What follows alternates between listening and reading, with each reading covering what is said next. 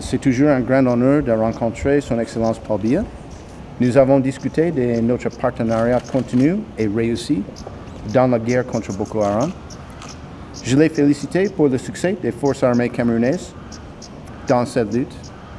J'ai également exprimé mes sincères et profondes condoléances à la mort du général Koji et de ses 3 camarades dans le tragique accident d'hélicoptère du mois dernier.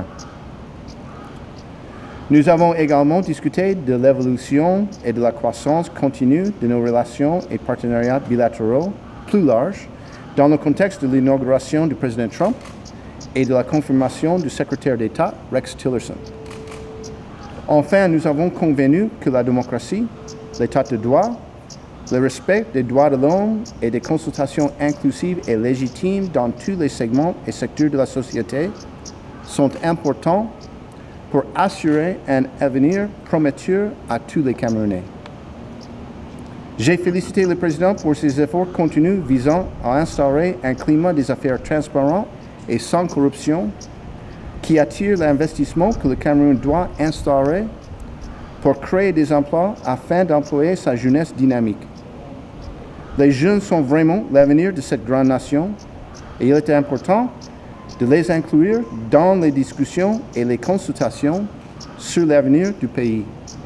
Excellence, lors de la précédente audience en décembre dernier, vous êtes accordé avec le président Biya sur la nécessité d'un dialogue inclusif par rapport à la situation dans les régions du nord-ouest et du sud-ouest. Est-ce que la situation sur le terrain ces derniers jours va dans le sens de ce que vous avez souhaité?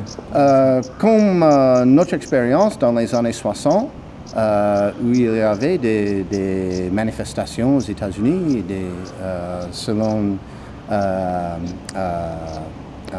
topics très délicats aux États-Unis, c'était nécessaire d'avoir un dialogue national entre tous les segments de la société, dans tous les États des États-Unis.